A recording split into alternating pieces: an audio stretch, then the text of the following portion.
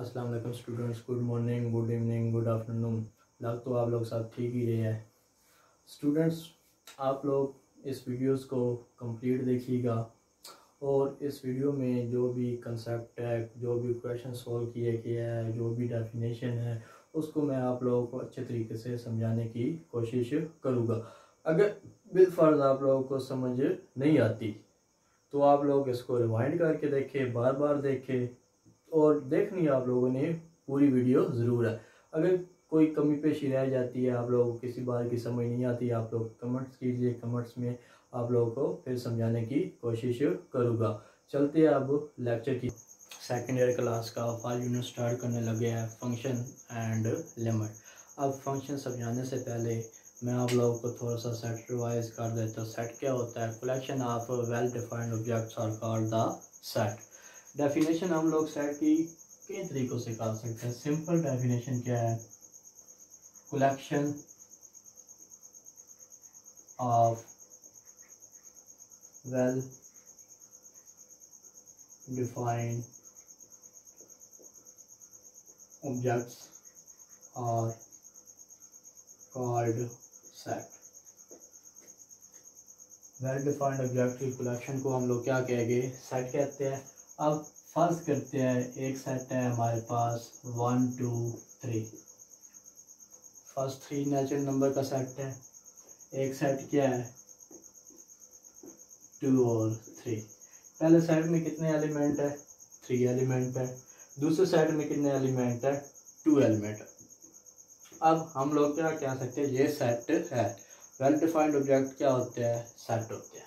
अब सेट से थोड़ा आगे चले तो क्या होता है? कार्टेशियन प्रोडक्ट होता है।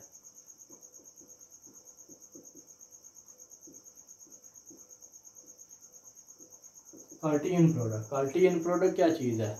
अब कार्टेशियन प्रोडक्ट होता है बिटवीन 2 नॉन एम्प्टी सेट।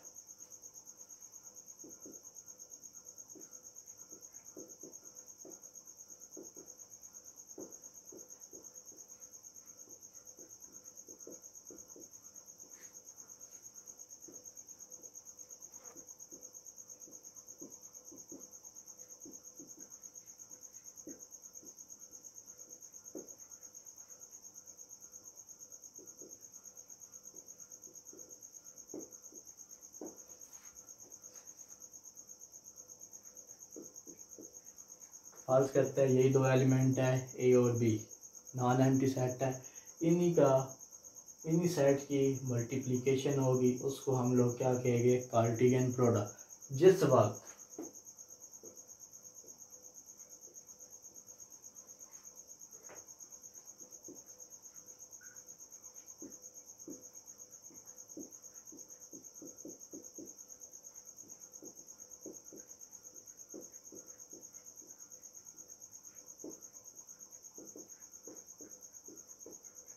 अगर सारे एलिमेंट क्या होंगे? ऑर्डर्ड पेयर की फॉर्म में राइट किए जाएंगे।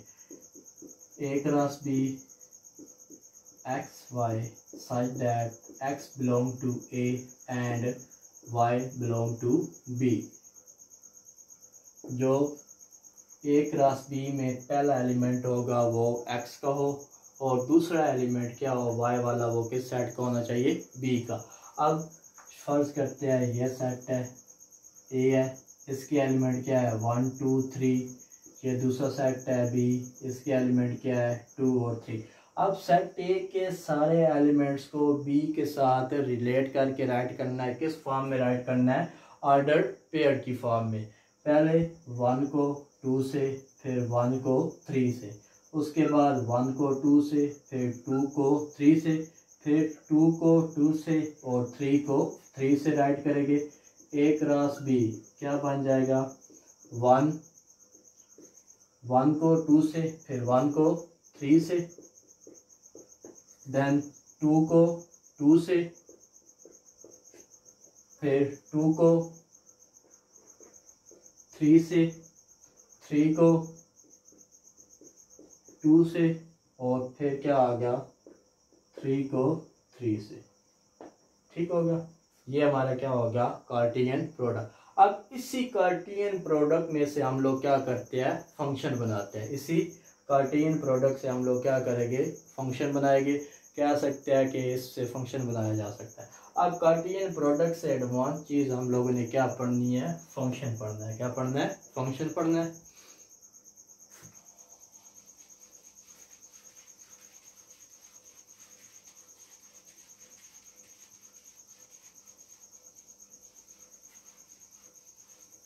वैसे ये सिर्फ सेट और कार्टेशियन प्रोडक्ट की डेफिनेशन बताना थी। फंक्शन फंक्शन फंक्शन क्या होता है,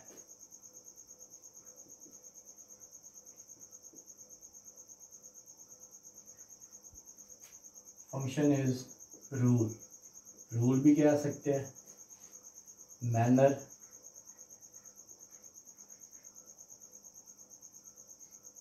mapping. Function are rule, manner, mapping between two non-empty set।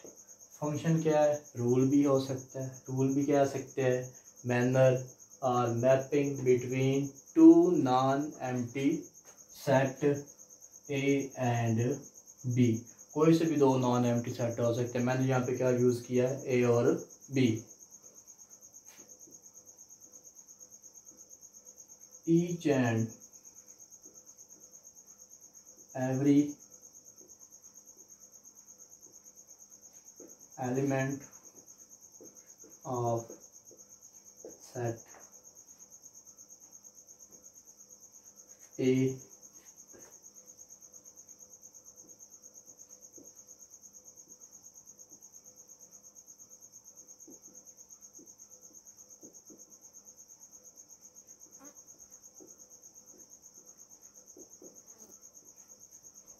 Definition क्या है, function is a rule, manner और mapping between two non empty set. अब इस डेफिनेशन के टू पार्ट्स हैं। Each and every element of set A. Set A के हर element का सेट बी के सारे एलिमेंट से क्या होना चाहिए, यूनिक इमेज होना चाहिए। सेट ए के तमाम एलिमेंट्स का सेट बी के एलिमेंट्स के साथ यूनिक इमेज वाला इमेज बनना चाहिए। अब कोई यहाँ पे मैं सेट बनाता हूँ, ये क्या है जी, ए का सेट है 1 2 3, ये बी सेट है 2 3 4, ए सेट है 1 2 3, बी सेट है A B, A set 1 2 3 4, B set है 4 5 6। अब इसमें देखें, ए का 2 से, 2 का 3 से, 3 का 4 से, ओके। 1 का ए से, 2 का बी से, गुड हो गया। 1 का 4 से, 2 का 5 से, 3 का 6 से, 4 का 6 से, ठीक।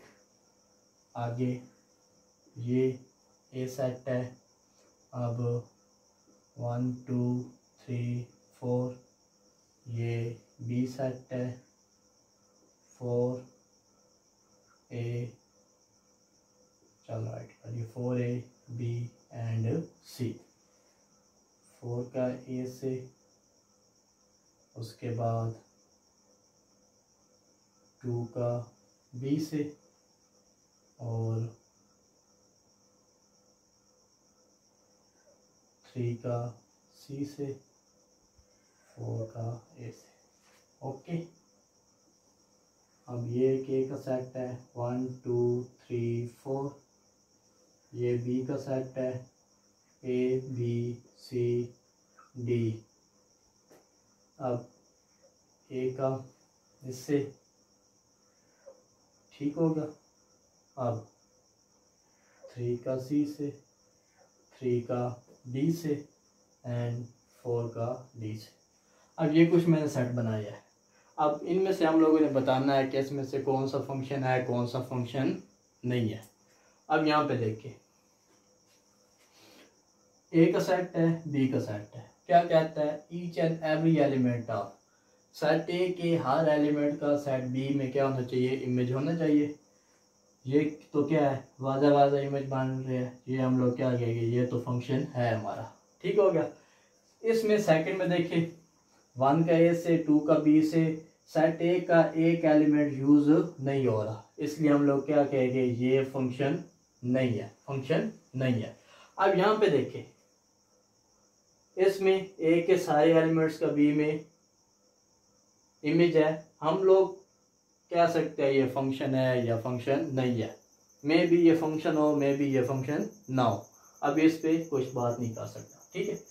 अब इसमें देखिए, 1 का 4 से है, 2 का बी से है, 3 का बी से है, 4 का बी से है, और इधर सी का कोई इमेज नहीं बन रहा, सी से कोई इमेज नहीं बन रहा किसी सेट ए के एलिमेंट का।